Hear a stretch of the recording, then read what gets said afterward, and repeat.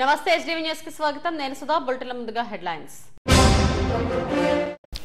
Super 6 సాధ్యం చేసి చూపించాం పెద్దాపురంలో స్వచ్ఛాంధ్ర స్వర్ణాంధ్ర ర్యాలీలో సీఎం చంద్రబాబు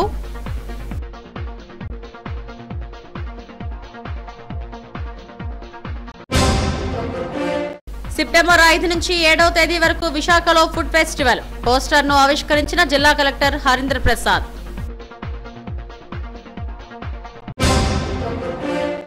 విభిన్న ప్రతిభావంతులను ఆదుకునేందుకు పారిశ్రామికవేత్తలు ముందుకు రావాలి పోలీస్ బ్యారక్స్ లో పారా ఒలింపిక్ క్రీడలను ప్రారంభించిన సిపి బాగ్చి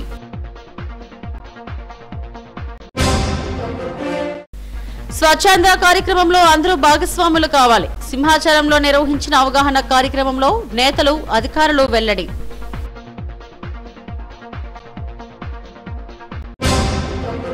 సూపర్ 6 సాధ్యం కాదన్నారు చేసి చూపించామని ముఖ్యమంత్రి చంద్రబాబు అన్నారు పెద్దాపురంలో స్వచ్ఛాంధ్ర స్వర్ణాంధ్ర సభలో ఆయన మాట్లాడారు తొలుత పారిశుద్ధ కార్మికులతో ముఖాముఖి నిర్వహించారు అనంతరం అవగాహన ర్యాలీలో సీఎం స్వయంగా పాల్గొన్నారు కాకినాడ జిల్లా పెద్దాపురంలో సీఎం చంద్రబాబు పర్యటించారు స్వచ్ఛాంధ్ర ర్యాలీలో స్వయంగా పాల్గొన్నారు పెద్దాపురంలో మ్యాజిక్ ట్రైన్ ను ప్రారంభించారు అనంతరం స్వచ్ఛాంధ్ర సభలో ముఖ్యమంత్రి పాల్గొన్నారు పారిశుద్ధ కార్మికులతో ముఖాముఖిగా మాట్లాడారు సంపద సృష్టించడం ఆదాయాన్ని పెంచడం తమకు తెలుసునని సీఎం చంద్రబాబు అన్నారు అప్పులతో సంక్షేమ కార్యక్రమాలు చేస్తే దీర్ఘకాలం కొనసాగదన్నారు 40,000 హెయిర్ కటింగ్ సెలూన్లకు ఉచితంగా కరెంటు ఇస్తున్నామన్నారు ఉచిత బస్సుతో మహిళలు చాలా ఆనందంగా ఉన్నారన్నారు పోలవరాన్ని పూర్తి చేసి 2027లో జాతికి అంకితం చేస్తామని అమరావతి రూపురేఖలు మారుస్తున్నామన్నారు విశాఖ స్టీల్ ప్లాంట్ ప్రైవేట్ పరం కాకుండా చేశామన్నారు కార్యక్రమంలో పెద్దాపురం ఎమ్మెల్యే నిమ్మకాయల చినరాజప్ప మంత్రులు అధికారులు పెద్ద ఎత్తున పాల్గొన్నారు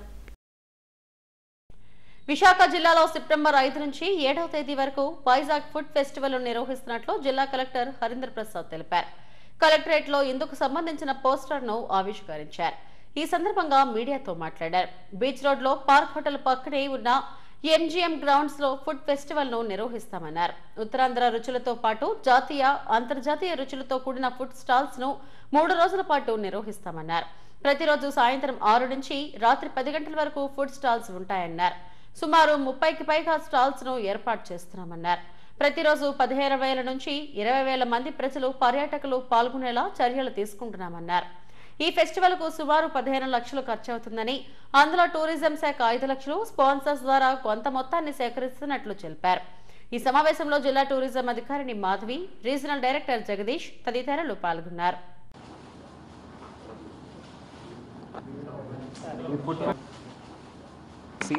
మరియు టూర్స్ అండ్ ట్రావెల్స్ అసోసియేషన్ పోర్ట్లేస్ అసోసియేషన్ అదేవిధంగా ఈవెంట్ మేనేజర్స్ అసోసియేషన్ ఆధ్వర్యంలో జరుగుతుంది ఈ కార్యక్రమంలో దాదాపు 30 పైన హోటల్స్ పాల్గొని వివిధ క్విజైన్స్ both Indian as well as international క్విజైన్ సంబంధించిన రకరకాలు ఫుడ్స్ అందుబాటులో తీసుకురావడం జరుగుతుంది ఈ కార్యక్రమం ద్వారా ఎకనామిక్ యాక్టివిటీని అదేవిధంగా టూరిస్ట్ యాక్టివిటీ విశాఖపట్నంలో ప్రమోట్ చేసే విధంగా వివిధ కల్చరల్ యాక్టివిటీస్తో పాటు ఈ ఫుడ్ ఫెస్టివల్ కూడా చేపట్టడం జరుగుతుంది ఈ కార్యక్రమం మన విఎంఆర్డిఏ ఎంజిఎం పార్క్లో చేపట్టడం జరుగుతుంది ఆర్కే బీచ్లో ఉన్న VMRDA park next park hotel ఈ కార్యక్రమం అనేది జరుగుతుంది 3 రోజుల పాటు ప్రతిరోజు కూడా వివిధ కల్చరల్ యాక్టివిటీస్తో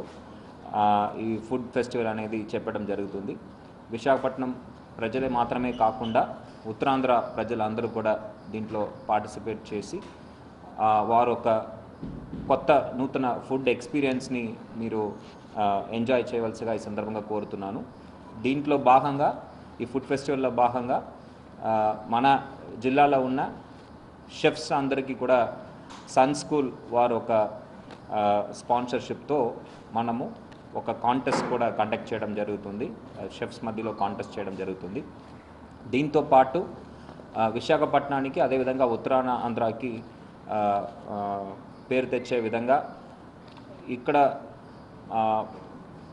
వారసత్వంగా మనకు వచ్చిన ఫుడ్ డిషెస్ అంటే మన పెద్దలు తయారు చేసిన ఫుడ్ డిషెస్ కూడా గుర్తించి వాటిని మళ్ళీ స్టాండర్డ్ మెనూస్లో రీఇంట్రొడ్యూస్ చేయడానికి వాటికి కొత్తగా ఉన్న షెఫ్స్ అదేవిధంగా మిగతా కంటెస్టెంట్స్ ద్వారా వారు ఈ కొత్త డిషెస్ తయారు చేసే విధంగా కూడా పోటీలు ఏర్పాటు చేయడం జరుగుతుంది. విభిన్న ప్రతిభావంతుల వికాసానికి ప్రతి ఒక్కరూ తోడ్పాటును అందించాలని సిపి బాక్షి పిలుపునిచ్చారు. జేసీఐ వైజాగ్ ఆధ్వర్యంలో పోలీస్ బ్యారక్స్ గ్రౌండ్స్ లో స్పెషల్ ఒలింపిక్స్ 2025 ఘనంగా ప్రారంభమైంది. సిపి బాక్షి ముఖ్య అతిథిగా పాల్గొని ఈ ఒలింపిక్స్ ను ప్రారంభించారు. పుట్టుకతో పిల్లలకు వచ్చే వైకల్యాలను గమనించి తగిన వైద్యం అందిస్తే వారికి మెరుగైన జీవనాన్ని అందించవచ్చునన్నారు. పరిణితి చెందిన వైద్య శాస్త్రంలో ఇది సాధ్యమవుతుందన్నారు. వీరిని ఆదుకునేందుకు పారిశ్రామికవేత్తలు సంస్థలు ముందుకు రావాలని పిలుపునిచ్చారు. విభిన్న ప్రతిభావంతుల్లో కూడా నైపుణ్యాలను మెరుగుపరిచేందుకు ఇటువంటి క్రీడలు ఎంతగానో ఉపయోగపడతాయన్నారు.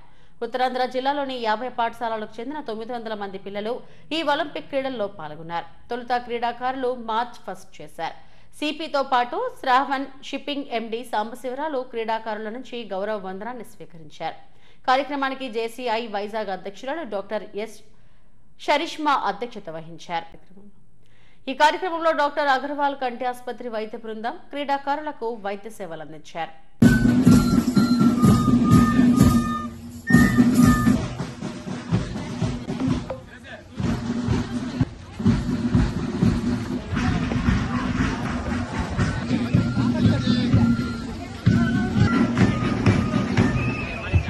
తొమ్మిది వందల కంటే ఎక్కువ మంది visually impaired, hearing impaired, mentally impaired, physically challenge అబ్బాయిలు అమ్మాయిలు పాల్గొంటున్నారండి.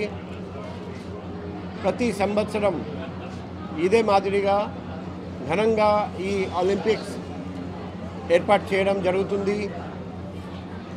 ఈసారి మాత్రం పాత రికార్డ్స్ అన్నీ బ్రేక్ చేస్తూ అంత పెద్ద సంఖ్యలో పార్టిసిపేషన్ మేము చూస్తున్నాం. ఈ సందర్భంగా నేను ఆర్గనైజర్స్ అందరికీ అండ్ ఈ ఈవెంట్లో పాల్గొంటున్న అబ్బాయిలకు అమ్మాయిలకు వాళ్ళ టీచర్స్కి వాళ్ళ తల్లిదండ్రులకు శుభాకాంక్షలు అభినందనలు తెలియజేస్తున్నాం. ఇప్పుడు physical impairment, visual impairment, hearing impairment and mental impairment genetic disease వల్ల జరగవచ్చు, లేకపోతే అక్వర్డ్ కండిషన్ వల్ల జరగచ్చు. చాలా కేసెస్ సరైన డయాగ్నోసిస్ చేస్తే తర్వాత సరైన ట్రీట్మెంట్ చేయగలిగితే క్యూర్ సాధ్యం. అందుకే నేను ఈ ఆర్గనైజర్స్ ద్వారా, మీ పాత్రికుల ద్వారా ఎన్జిఓస్కి, దాతలకు, కంపెనీస్కి రిక్వెస్ట్ చేస్తున్నాం. మనం ఈ ఒక్కొక్క అబ్బాయి అమ్మాయిని కేసు తీసుకొని సరిగ్గా డయాగ్నోసిస్ జరిగిందా లేదా చూసుకొని, ఒక డయాగ్నోసిస్ జరిగి ఉంటే ఆ కేసుకి బెస్ట్ ట్రీట్మెంట్ మన దేశంలో ఎక్కడ లభిస్తుంది, లేకపోతే ఫారిన్ కంట్రీలో ఎక్కడ లభిస్తుంది కనుక్కొని తర్వాత టెలికన్సల్టేషన్ ద్వారా, వాట్సాప్ కాల్ ద్వారా, వీడియో కాల్ ద్వారా, ఫేస్ టైమ్ కాల్ ద్వారా, స్కైప్ కాల్ ద్వారా టెలికన్సల్టేషన్ చేసి వాళ్లకు ఆ ట్రీట్మెంట్, బెస్ట్ ట్రీట్మెంట్ ఏర్పాటు చేయగలిగితే ఆ ప్రాబ్లం తగ్గిపోవచ్చు, లేకపోతే పూర్తిగా క్యూర్ కూడా సాధ్యం. ప్రజా ఆరోగ్య పరిరక్షణ ధ్యేయంగా స్వర్ణాంధ్ర స్వచ్ఛాంధ్ర కార్యక్రమాలు నిర్వహిస్తున్నామని నేకర్ మేయర్ పీలా శ్రీనివాసరావు, కలెక్టర్ హరీంద్ర ప్రసాద్లు అన్నారు. జీవీఎంసీ కమిషనర్ కేతన్ గారితో కలిసి సింహాచలం పుష్కరిణి కోనేరు ఆవరణలో స్వర్ణాంధ్ర స్వచ్ఛాంధ్ర కార్యక్రమాన్ని నిర్వహించారు. స్వయంగా మేయర్, కలెక్టర్, కమిషనర్లు పరిసరాలను పరిశుభ్రం చేసి స్ఫూర్తిని నింపారు. అందరితోనూ స్వచ్ఛాంధ్ర ప్రతిజ్ఞ చేయించి మాన్సూన్ హైజీన్ పోస్టర్ను విడుదల చేశారు. అనంతరం పుష్కరిణి కోనేరులో దోమల నియంత్రణకు గంబోషియా చేపలను విడుదల చేశారు.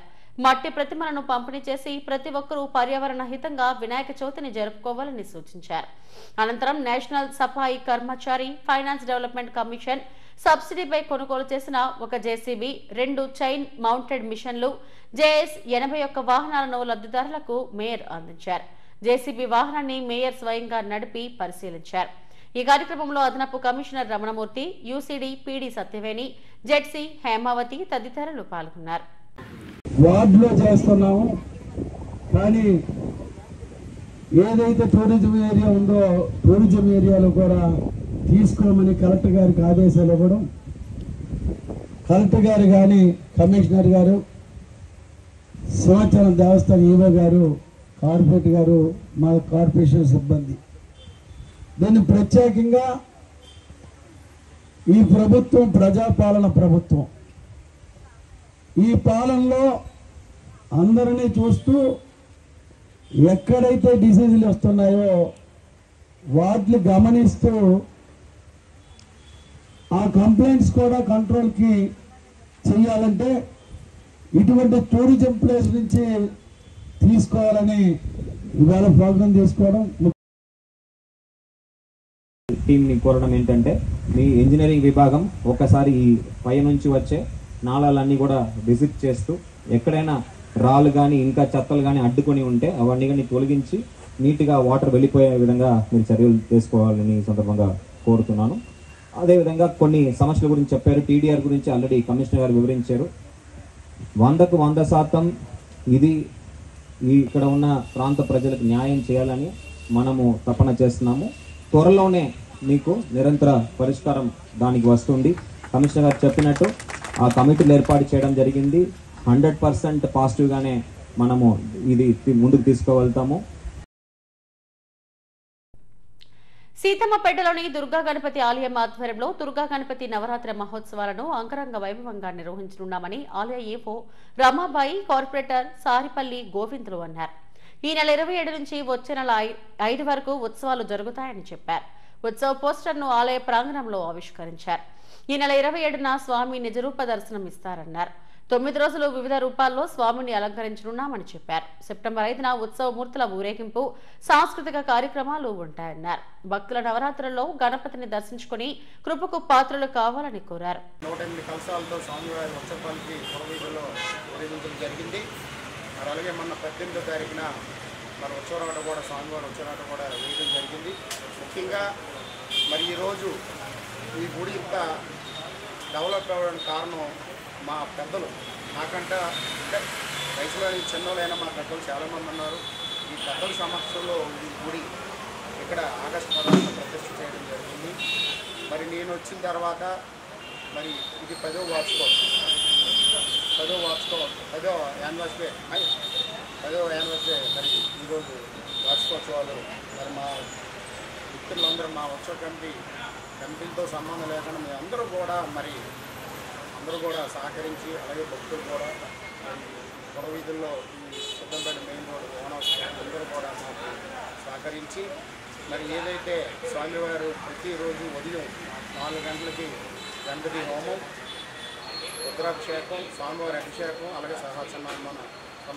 నామార్చన కూడా ఉంటుంది. అలాగే అయిన తర్వాత ప్రసాద వ్యక్తం ఉంటుంది. మరి 27వ తారీఖు బుధవారం సాయంత్రం స్వామివారి ఆలయ ప్రాంగణంలో సాయంత్రం 5 గంటల నుంచి మరి వివిధ అవతారంతో మరి ఏదైతే చెన్నై నుంచి కళాకారులు ఉన్నారో వాళ్ళు ప్రతిరోజు కూడా స్వామివారి సాయంత్రం 5 గంటల నుంచి దర్శనం మరి వాళ్ళు తయారు చేసి స్వామివారి భక్తులందరూ కూడా దర్శనమిస్తారు. అలాగే 10వ రోజు 5వ తారీఖు సాయంత్రం, శుక్రవారం సాయంత్రం మరి ఆలయ ప్రాంగణం నుంచి కూడా మరి సిద్ధి బుద్ధి ఏదైతే చెన్నై నుంచి కళాకారులు వచ్చారో సిద్ధి బుద్ధి మరి ఉత్సవాలకి మరి ఈరోజు మన విశాఖపట్నంలో మన సిటీలో సంపద వినాయక తర్వాత మన దుర్గా గణపతి స్వామివారి రోజుకు ఒక అలంకరణ మరి స్వామివారు ఇవ్వడం జరుగుతుంది. కావున మరి అలాగే శుక్రవారం సాయంత్రం మరి 10వ రోజున స్వామివారి సిద్ధి ఉత్సవాలకి మరి ఊరేగింపుతో మరి పొరవీధుల్లో ఊరేగింపు కార్యక్రమం కూడా ఉంటుంది. మరి ఆ కార్యక్రమాన్ని కూడా భక్తులు దిగ్విజయం చేయవచ్చు. మరి 10వ తారీఖు చవితి రోజున 10వ తారీఖు బుధవారం స్వామివారి ఆలయ ప్రాంగణంలో 10,000 మందికి మరి అన్నదాన కార్యక్రమం జరుగుతుంది. ఆ కార్యక్రమాన్ని కూడా అందరూ కూడా వచ్చి అందరూ కూడా స్వామివారిని దర్శించి ప్రసాద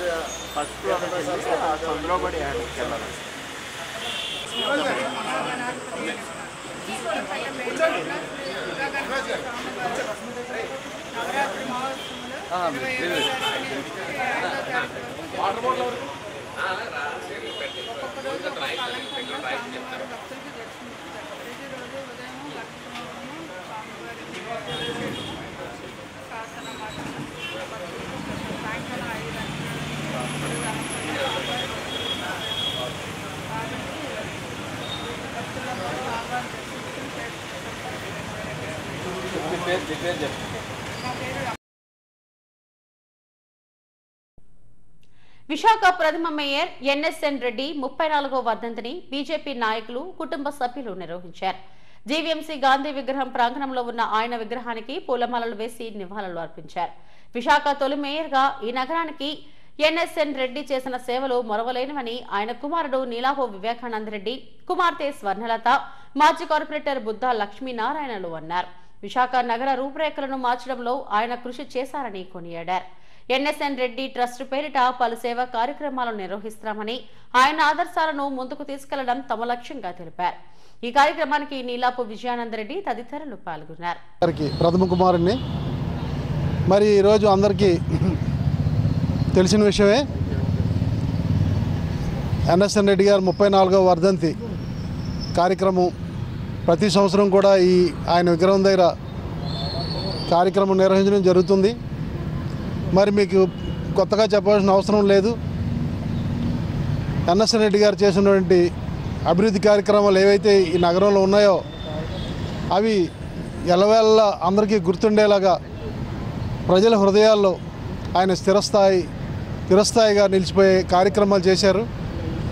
మరి మేము కూడా ఎన్ఎస్ఎన్ రెడ్డి గారు జ్ఞాపకార్థం మా కుటుంబ సభ్యులందరూ కూడా అనేక సంక్షేమ కార్యక్రమాలు ఎన్ఎస్ఎన్ రెడ్డి స్మారక ట్రస్ట్ అన్న పేరున నిర్వహించడం జరుగుతుంది. మరి అదే స్ఫూర్తితో ఇక ముందు కూడా ఈ కార్యక్రమాలను నిరంతరం కొనసాగిస్తామని తెలియజేస్తున్నాము. మరి ఇక్కడ విచ్చేసిన సోదర అభిమానులు, మిత్రులు అందరికి కూడా నా ప్రత్యేక ధన్యవాదాలు తెలుసు. విశాఖ ప్రజలకి నా ప్రత్యేకమైన నమస్కారాలు తెలియజేస్తున్నాను. నమస్కారం. లక్ష్మీనారాయణ, మాజీ కార్పొరేటరు, భారతీయ జనతా పార్టీ. ఏదైతే ఈరోజు 34వ వర్ధంతి కార్యక్రమంలో మనందరం కూడా పాల్గొన్నామో, కీర్తిశేషులు శ్రీ ఎన్ఎస్ఎన్ రెడ్డి గారు మొట్టమొదట భారతీయ జనతా పార్టీ ప్రథమ మేయర్గా 1981లో రావడం, విశాఖపట్నాన్ని ఒక చాలా కొత్త మార్పుని తీసుకొచ్చి మేయర్ ఏ విధంగా ఉండాలి అనే ఒక రూపకల్పన తయారు చేయడము బాగా కలిసి వచ్చింది. అతన్ని మాకు నేర్పించిన ఔన్నత్యం, వినయం, విధేయత అవన్నీ ప్రతి చోట మేమందరం ప్రదర్శిస్తూ మంచి పేరు తెచ్చుకుంటున్నాం. రెడ్డి గారు అమ్మాయి అని చెప్పగానే నేను ఇప్పుడు బీవీకే డైరెక్టర్ని అయ్యాను లాస్ట్ ఇయర్. సో అక్కడ అందరికీ నాన్నగారు ఎంత బాగా గుర్తున్నారంటే, నేను చాలా రోజులు చెప్పను నేను ఫలానా అని, వాళ్ళు అడిగినప్పుడు చెప్పినప్పుడు వాళ్ళు ఆల్మోస్ట్ పెద్ద వాళ్ళందరూ కూడా, అంటే ఎప్పటి నుంచో ఆర్ఎస్ఎస్లో ఉన్నవాళ్ళు ఆల్మోస్ట్ లేచి నమస్కరించే అంత పేరుని తెచ్చుకున్నారు. ఎన్నాళ్ళు అయిపోయినా కూడా అతనికి ఆ గౌరవం దక్కుతున్నందుకు, అతను చేసిన అప్పటి రోజుల్లో అతను చేసిన సేవా కార్యక్రమాల వల్లే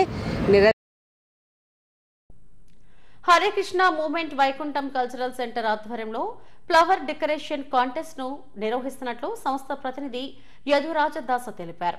ప్రెస్ క్లబ్ లో ఆయన మీడియాతో మాట్లాడారు. ఈ నెల 31న రాధాష్టమి సందర్భంగా పూల అలంకరణ పోటీలు నిర్వహిస్తున్నామని తెలిపారు. బాల బాలికలు, మహిళలకు నిర్వహించే ఈ పోటీలు గంభీరం హరే కృష్ణ వైకుంఠంలో జరుగుతాయని తెలిపారు. పోటీలో పాల్గొనేవారు పూలదండలు, పుష్పగుచ్చాలు మాత్రమే తయారు చేయాలన్నారు. ఈ నెల 30న బాలలకు, 31న మహిళలకు పోటీలు జరుగుతాయన్నారు. చేస్తాను. మనం చూసాము, ఒక వారం రోజుల క్రితం మనకి జన్మాష్టమి ఉత్సవాలు అంగరంగ వైభవంగా జరుపుకున్నాం. అది జరిగిన 15 రోజులకు వచ్చేదే ఈ శ్రీ రాధాష్టమి, అంటే శ్రీమతి రాధారాణి యొక్క ఆవిర్భావ దినోత్సవం. సో ఈ సందర్భంగా ఈ ఫ్లవర్ డెకరేషన్ కాంటెస్ట్ మనం కండక్ట్ చేస్తున్నాం. దీనికి వచ్చిన వెన్యూ వచ్చేసి మన హరే కృష్ణ వైకుంఠ మందిరం గంభీరం అండి, ఐఏఎం రోడ్ గంభీరంలో ఈ యొక్క కార్యక్రమం కాంటెస్ట్ నడుస్తుంది. ఇది మార్నింగ్ 10 to 12 నడుస్తుందండి. 10 to 12 is a contest time. So దీంట్లో 2 కేటగిరీస్ ఉన్నాయి, ఒకటి గార్లెండ్ మేకింగ్ అండ్ ఇంకొకటి బొకే మేకింగ్. సో దీంట్లో 2 categories of items and 2 categories of people కూడా ఉన్నారు. ఏజ్ ఒకటి పిల్లలు 12 నుంచి 16 సంవత్సరాల లోపల పిల్లలు, అండ్ ఆడవాళ్ళు 16 years అబోవ్. సో వాళ్ళకి కాంటెస్ట్ ఉంటుంది. పిల్లలకు వచ్చేసి శనివారం 30వ తారీఖు అనగా శనివారం 10 గంటల నుంచి 12 గంటల వరకు, పెద్దవాళ్ళకి 16 సంవత్సరాలు అబోవ్ ఉండేటువంటి లేడీస్కి 31వ తారీఖు సండే 10 to 12 అండి. ఈ 2 రోజులు ఈ కాంటెస్ట్ జరుగుతుంది. అండ్ 31వ రోజునే మనం అనౌన్స్ చేసి వాళ్ళందరికీ కూడా మనం first and second and third prices కూడా మనం అనౌన్స్ చేయడం జరుగుతుంది. సో దీంట్లో కొన్ని రూల్స్ అండ్ రెగ్యులేషన్స్ ఉన్నాయండి. మనం టైం లిమిట్ 2 hours కింద పెట్టుకున్నాం. దెన్ దానికి సంబంధించిన మెటీరియల్స్, పూలు కానీ వాళ్ళకి కావాల్సిన స్పెషల్ మెటీరియల్స్ కానీ వాళ్ళన్నీ అక్కడ తెచ్చుకొని అక్కడే 2 hours వాళ్ళు అవన్నీ ప్రిపేర్ చేయాలి. దెన్ ఓన్లీ న్యాచురల్ ఫ్లవర్స్ మాత్రమే వాళ్ళు వాడాలి. దెన్ గార్లెండ్ సైజ్ కూడా ఒక 5 feet అని మెన్షన్ చేయడం కూడా జరిగిందనమాట. సో దీని జడ్జిమెంట్ క్రైటీరియా కూడా మనం మెన్షన్ చేసాం. క్రియేటివిటీ ఎంత చక్కగా చేస్తున్నారు అనేది, ఎంత ఆలోచనతో మంచిగా ప్రజెంట్ చేస్తున్నారు అనేది, నీట్నెస్ అండ్ ప్రజెంటేషన్ ఒకటి. దెన్ థీమ్, మన థీమ్ ఏంటంటే జన్మాష్టమి, రాధాష్టమి, ఈ 2 థీమ్స్ అనమాట. దెన్ న్యాచురల్ ఫ్లవర్స్ వాడాలి. దెన్ ఓవరాల్గా చాలా బ్యూటిఫుల్గా ప్రజెంటేషన్ ఉండాలి. సో ఇవన్నీ ఎవరైతే ఫుల్ఫిల్ చేస్తారో, దాంట్లో ఎవరైతే ఫస్ట్ సెకండ్ థర్డ్ ప్రైజెస్ వస్తాయో వాళ్ళకి మనం ఫస్ట్ ప్రైజ్ 50,000 రూపీస్ అనౌన్స్ చేస్తున్నాం, second prize 40,000 rupees and third prize 25,000 rupees announce చేస్తున్నాం. ఇది 16 years అబోవ్ ఉండేటువంటి వాళ్ళకి. అలాగే పిల్లలకి కూడా ఫస్ట్ 3 prizes ఉన్నాయి. First prize 5,000 rupees, second prize 3,000 rupees and third prize 2,000 rupees. So కాబట్టి ఇంత మంచి కార్యక్రమం మనం చేస్తున్నాం. Me print and electronic media ద్వారా విశాఖ వాస్తు తెలియజేసుకున్నాం. ఇటువంటి మంచి ఫ్లవర్ డెకరేషన్ కాంటెస్ట్లో పాల్గొని ఆ రోజు వచ్చి మన హరికృష్ణ వైకుంఠ మందిరంలో వచ్చి మీ యొక్క క్రియేటివిటీ ద్వారా మంచి గార్లెండ్స్ కానీ బొకే కానీ చేసి ఆ యొక్క స్వామికి అర్పించవలసిందిగా కోరుతున్నాం. Thank you.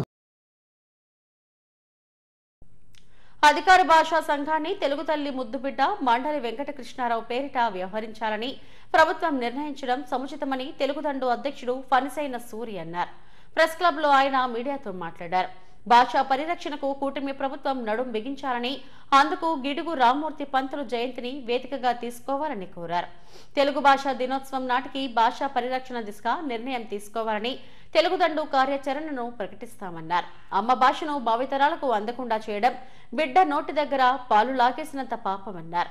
ఈ కార్యక్రమంలో సాహితీవేత్త డివి సూర్యారావు, పారిశ్రామికవేత్త గంగరాజు, యువకవి శ్రీనివాసరావు, రచయిత్రి ఉండవల్లి సుజాత తదితరులు పాల్గొన్నారు.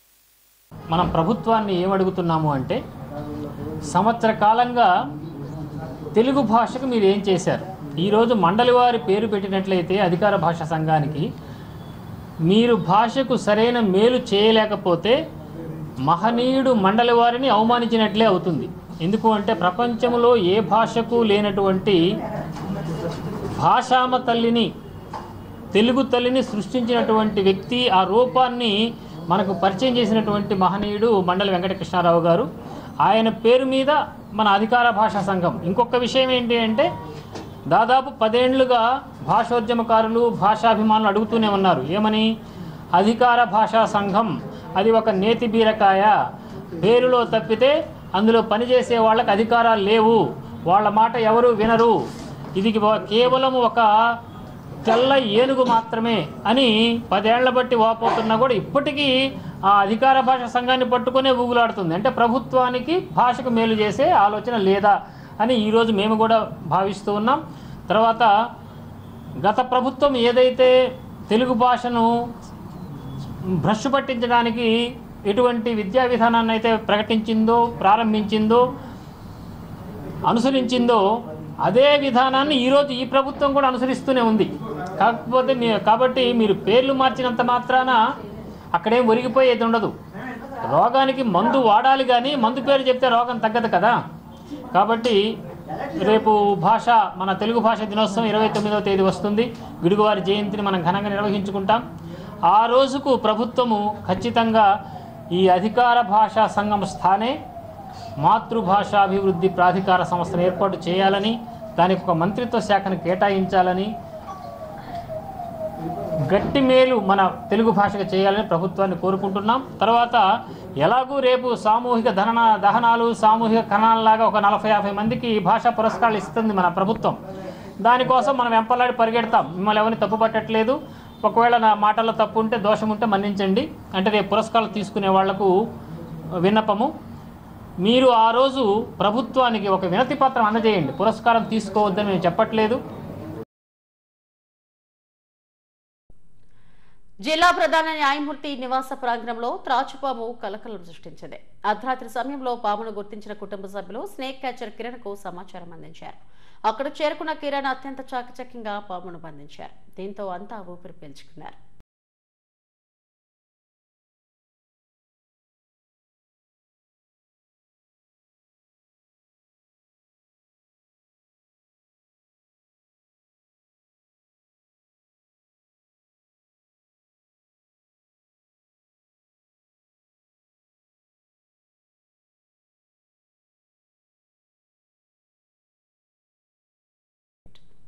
ఉత్తరాంధ్రలోని మరుగున పడిన కళాకారులను ప్రోత్సహించేందుకు హాస్య లఘు నాటికల ప్రదర్శన పోటీలు నిర్వహించామని రైటర్స్ అకాడమీ చైర్మన్ వివి రమణమూర్తి తెలిపారు. సిరిపురంలోని చిల్డ్రన్ ఎరీనాలో రాష్ట్ర సృజనాత్మకత సాంస్కృతిక కమిషన్ సౌజన్యంతో రైటర్స్ అకాడమీ ఆధ్వర్యంలో ఉత్తరాంధ్ర హాస్య లఘు నాటికల పోటీలు జరిగాయి. ఉత్తరాంధ్ర కళాకారులు టాలెంట్ ను ప్రపంచానికి చాటి చెప్పాలనే ఉద్దేశంతోనే ఈ కార్యక్రమాలు ఏర్పాటు చేశామన్నారు. తమ అకాడమీ ఆధ్వర్యంలో జానపద కళలు, నాటికలు, నాటకాలు, కళాకారులను ప్రోత్సాహం ఇస్తున్నామని తెలిపారు. చిన్నారి గీతాన్విక నాట్యం విశేషంగా ఆకట్టుకుంది. పలు హాస్య లఘు నాటకాల్లో కళాకారులు కడుపుబ్బా నవ్వించారు.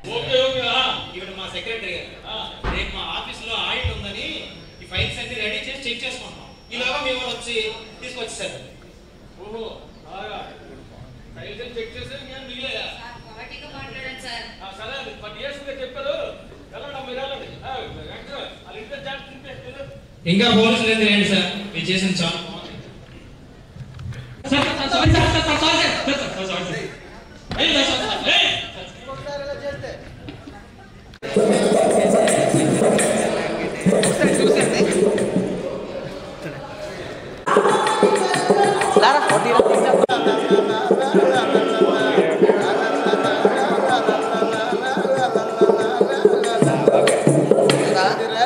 ఇది ఒక జ్ఞాపక శక్తికి ఉత్తరాంధ్ర ఇలాగ కళలో ముగిసిపోతుందని చెప్పేసి పెద్దవాళ్ళు ఏకోభావించి ఇటువంటివి సంగీత సాహిత్యం ఉండాలా.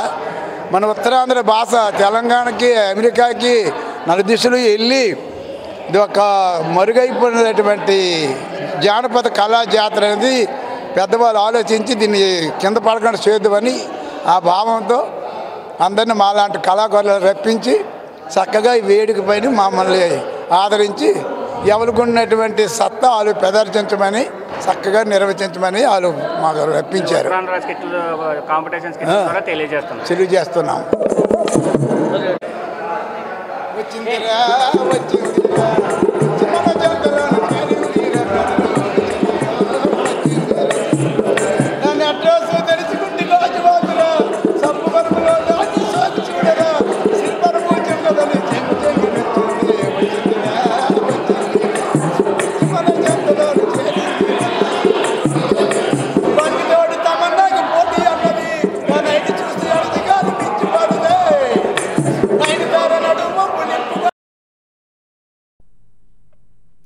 జీవీఎంసీలో జూనియర్ అసిస్టెంట్ల పదోన్నతుల కల్పన విషయంలో సర్వీస్ రూల్స్ కు విరుద్ధంగా అధికారులు వ్యవహరిస్తున్నారని హైకోర్టు న్యాయవాది ఉమా మహేశ్వరరావు ఆరోపించారు.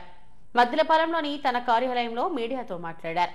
పదోన్నతి నిబంధనలను తుంగలోకి తొక్కి ఉద్యోగుల ప్రాథమిక హక్కులకు భంగం కలిగిస్తున్నారని, సీనియర్ అసిస్టెంట్లుగా ప్రమోషన్లు ఇచ్చే విషయంలో సీనియారిటీ పాటించకపోవడం దారుణమన్నారు. సమావేశంలో హైకోర్టు న్యాయవాది సూర్యతరణి పాల్గొన్నారు. మీడియా మిత్రులందరికీ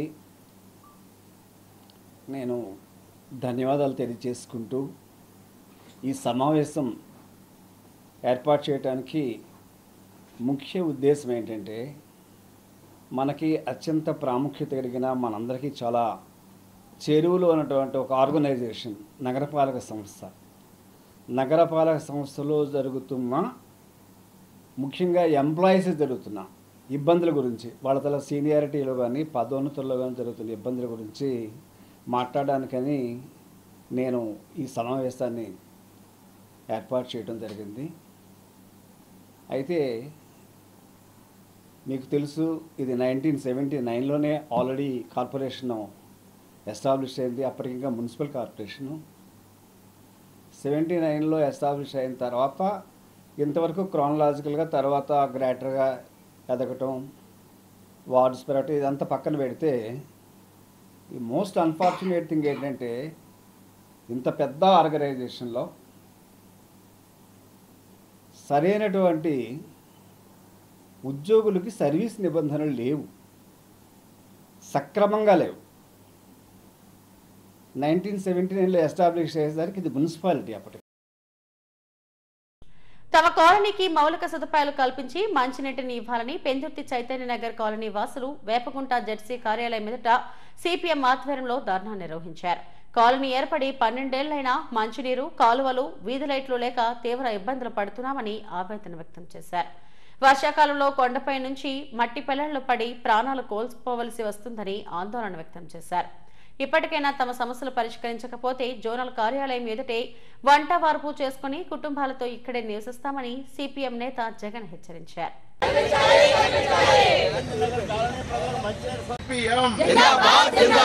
మా దాహం తీర్చండి, మా దాహం తీర్చండి.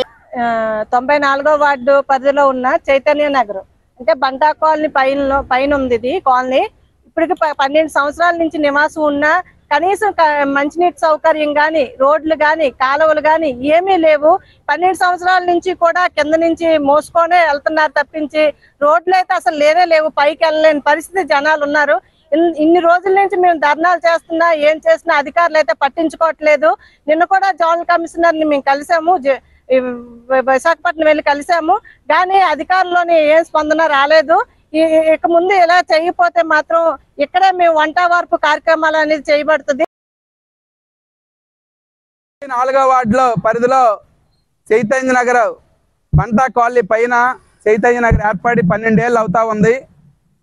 ఈ రోజుకి అక్కడ మౌలిక సౌకర్యాలు కల్పించే పని ఈరోజు మున్సిపాలిటీ చేయట్లేదు. ఒక పక్కనేమి ఇంటి పన్నులు కట్టించుకుంటా ఉన్నారు, పట్టాలు వచ్చున్నాయి ఒక 6 వరకు. అయినా సరే ఈ రోజుకి కూడా ఈరోజు మంచినీటి సౌకర్యం ఇవ్వడానికి వెనకాడుతూ ఉన్నారు.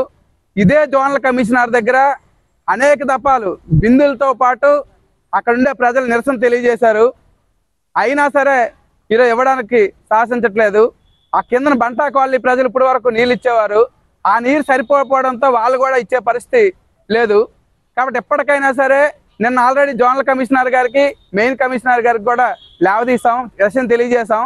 నిన్న కౌన్సిల్లో కూడా సిపిఎం పార్టీ కార్పొరేటర్ గారు గంగారావు గారు లేవదీశారు. వెంటనే సమాధానం చెప్పింది ఏంటంటే తక్షణమే వాటర్ ట్యాంక్ పంపిస్తాం, వెంటనే బోరేస్తామని చెప్పేసి అన్నారు. ఇప్పుడు అది ఇక్కడ మేము అడగదలుచుకుంది ఏంటంటే ఈరోజు ఇంటి పనులు కట్టించుకొని ఈరోజు మాతో అన్ని రకాల పనులు కట్టించుకొని ఎందుకు మీరు మంచినీళ్ళు ఇవ్వరు? నిజంగా ఈరోజు మట్టి వినాయకులనే పూజించాలని శ్రీదేవి విజ్ఞాన జ్యోతి సేవా ట్రస్ట్ అధ్యక్షురాలు శ్రీదేవి పట్నాయక్ పిలుపునిచ్చారు. జీవీఎంసీ 50వ వార్డు రామాలయం వద్ద వినాయక చవితి సందర్భంగా తమ ట్రస్ట్ ఆధ్వర్యంలో మట్టి వినాయకుని ప్రతిమలను పంపిణీ చేశారు. ప్లాస్టర్ ఆఫ్ ప్యారిస్ ఉన్న విగ్రహాలను పూజకు వాడటం వల్ల పర్యావరణానికి విఘాతం కలుగుతుందన్నారు. తాము ఇప్పటి వరకు ఎన్నో సేవా కార్యక్రమాలను నిర్వహించామని, భవిష్యత్తులో కూడా మరిన్ని సేవా కార్యక్రమాలను నిర్వహిస్తామని ఆమె తెలిపారు. ఈ కార్యక్రమంలో ట్రస్ట్ సభ్యులు పాల్గొన్నారు.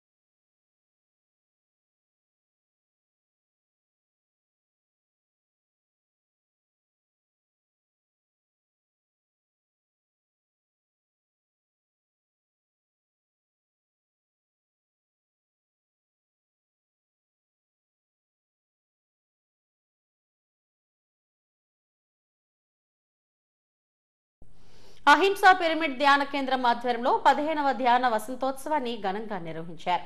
పెదగంటెడ కళ్యాణ మండపంలో ధ్యాన కేంద్రం నిర్వాహకులు మీసాల శివగణేశ్వరరావు అధ్యక్షతన జరిగిన ఈ కార్యక్రమానికి మాజీ MLA Nagireddy, Palla charitable trust అధ్యక్షుడు పల్లా కార్తిక్లు ముఖ్య అతిథులుగా హాజరయ్యారు. పత్రిజీ ఆశయమే తన ఆశయంగా భావిస్తూ సేవా కార్యక్రమాలను నిర్వహిస్తున్నట్లు నిర్వాహకులు తెలిపారు.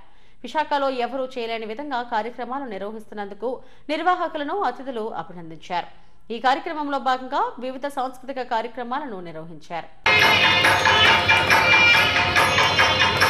దీన్ని చాలా సక్సెస్ఫుల్గా ఈ 15 సంవత్సరాలు బట్టి కూడా వాళ్ళ దంపతులిద్దరూ కూడా దీని మీద ఎక్కువ కాన్సన్ట్రేషన్ చేసి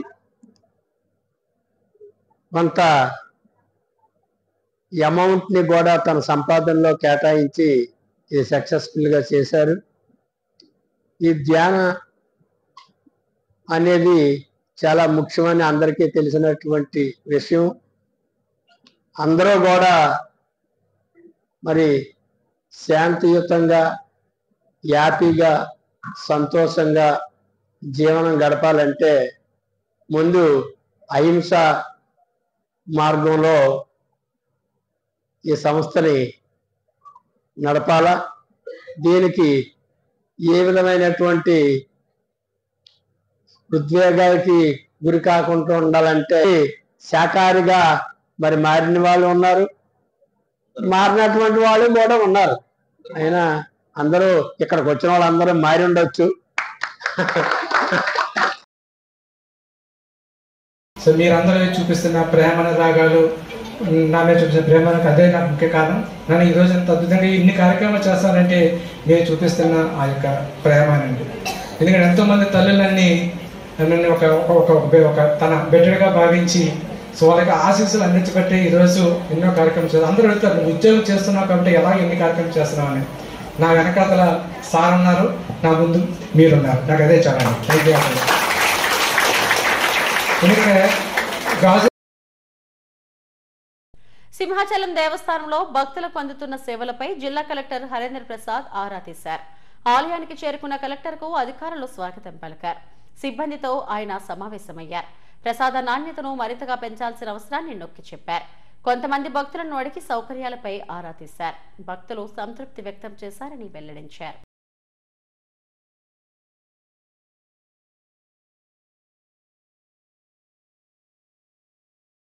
సింహాచలం శ్రీ వరాహ లక్ష్మీ నరసింహస్వామి దేవస్థానం నిర్వహిస్తున్న వాళ్ళు కార్యక్రమాలు ఏ విధంగా జరుగుతున్నాయి, దాంట్లో ప్రజలు మెయిన్గా భక్తులు సంతృప్తి పొందుతున్నారా లేదా, ఇక్కడ వాళ్ళు దర్శనానికి ఎంత అవకాశం తీసుకుంటున్నారు, చాలా సులువుగా వాళ్ళు దర్శనం జరిగిందా లేదా, అదేవిధంగా ఇక్కడ మౌలిక సదుపాయాలు ఏ విధంగా ఉంది, మంచినీళ్ళ సదుపాయాలు కానీ పరిశుభ్రత కానీ ఏ విధంగా ఉంది అని పరిశీలించడం జరిగింది. ఇక్కడ స్థానికంగా ఉన్న అధికారులకు సూచనలు కూడా ఇవ్వడం జరిగింది. వచ్చే ప్రతి ఒక్క ప్రజలు కూడా పూర్తి స్థాయిలో సంతృప్తితో దర్శనం చేసి వెళ్ళాలని వాళ్ళకి చెప్పడం జరిగింది. ఇక్కడ ఇచ్చే ప్రసాదంలో కూడా నాణ్యత పెంచాలని, అదేవిధంగా ఆల్రెడీ చేస్తున్న అన్నదాన ప్రసాదం గురించి ప్రజలు ఒక ఫీడ్బ్యాక్ కూడా తీసుకోవడం జరిగింది. ప్రజలతో మాట్లాడితే వాళ్ళందరూ కూడా చాలా బాగా ఉంది అని చెప్పడం జరిగింది.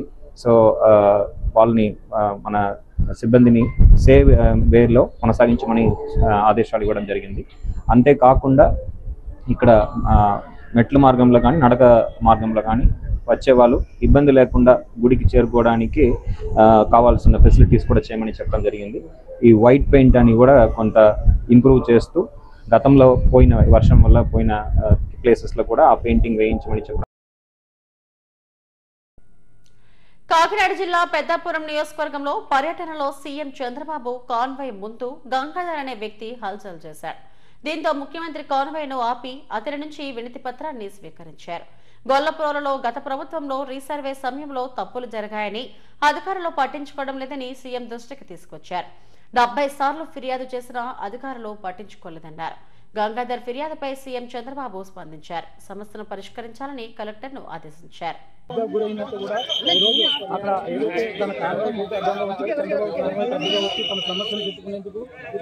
ఆయన కాన్వాయ్తో ఫ్లెక్సీ పెట్టుకున్న నేపథ్యంలో ప్రధానంగా చూసుకుంటే మాట్లాడుతున్నారు. ఇక్కడ ఏ విధంగా మాట్లాడుతున్నారు?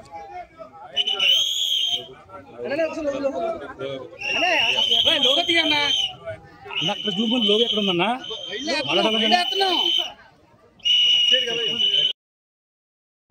హెడ్లైన్స్ మరోసారి.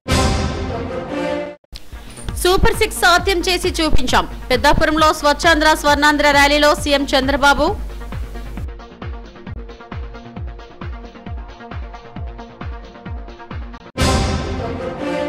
సెప్టెంబర్ 5 నుంచి 7వ తేదీ వరకు విశాఖలో ఫుడ్ ఫెస్టివల్. పోస్టర్ను ఆవిష్కరించిన జిల్లా కలెక్టర్ హరీంద్ర ప్రసాద్.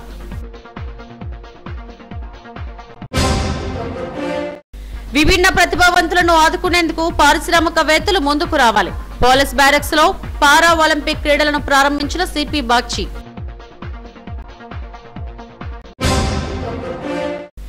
స్వచ్ఛాంధ్ర కార్యక్రమంలో అందరూ భాగస్వాములు కావాలి. సింహాచలంలో నిర్వహించిన అవగాహన కార్యక్రమంలో నేతలు అధికారులు వెల్లడి.